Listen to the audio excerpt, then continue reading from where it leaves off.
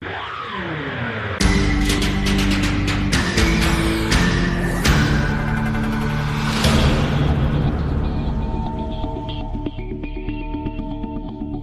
улсад абортын сэдэв маш хүнд байна. Энэ талаар нуух юм алгаа. Би ганц л зүйлийг хэлье. Аборт бол маш муу зүйл. Ямар ч эмэгтэйчүүдийн эмч танд ингэж л хэлнэ. 3 төрлийн аборт бий. Багажаар хийх, вакуум соруулах ба золбуулах эм. Ихэвчлэн багажаар хийх абортыг сонгодог. Энэ юу вэ? Эннээс 2 сөрөг үр дагавар гардаг. Нэгдүгээрт энэ нь умайд цэвэр механик үйлчлэл үзүүлдэг. Наркоз өгнө. Тийм ээ. Одоо бол наркоз тарьдаг. 20 жилийн өмнө ингэдэггүй байсан. Тэгээд тусгай тэлэгч багажаар умайн хүзүүг тэлнэ. Ингэхэд заримдаа эмэгтэй умайн хүзүү нилээд гэмтэж болно. Дараа нь сав руу төмөр кюретка оруулдаг. Энэ нь үзүүртэй хурц ирмэг бүхий гогцоотой багаж. Үүгээр умайн хананд бэхлэгдсэн байсан үр хөврөлийг хусаж гаргадаг. Эмч үүнийг харалгүйгээр таамгаар тэмчиж хусдаг. Умаагаас салгахын тулд чангахан хийх нь мэдээж. Энэ үед умайн салст бүрхөвч дотроосоо хэрхэн гэмтэл авдгийг та бүхэн ойлгож байгаа үсттэй. Үүнээс болж эмэгтэйд хүндрэл тохиолдож болно. Умайг цоолжч болно.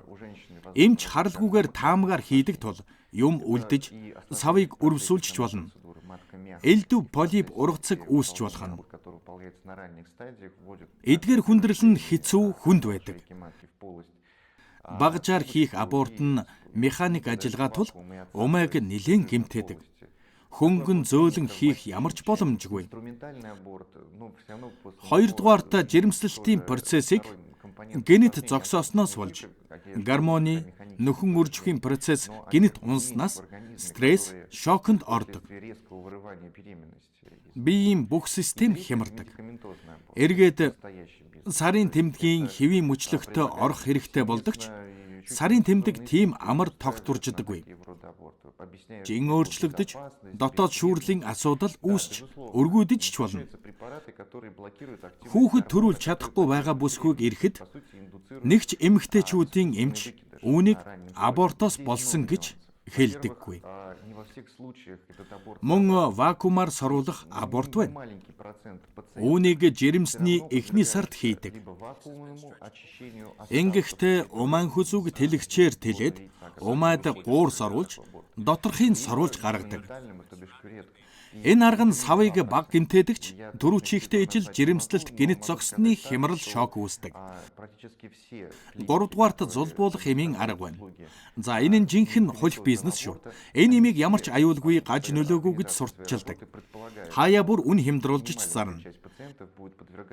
Жирэмсний баг сартаад үүнийг уухад жирэмслэлтийн гормоныг саатуулснаар зохиомлоор зулбуулдаг.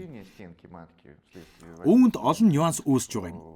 Нэгдүгээрт эм заримдаа бүрэн үйлчилдэггүй. Зарим эмэгтэйд ургийн хэсэг үлддгээс болж тэртээ тэргүй вакуумаар соруулах эсвэл кюреткаар хусах давхар ажил гардаг. Мөн адилхан жирэмслэлт генет зогсны хямрал шок үүсдэг.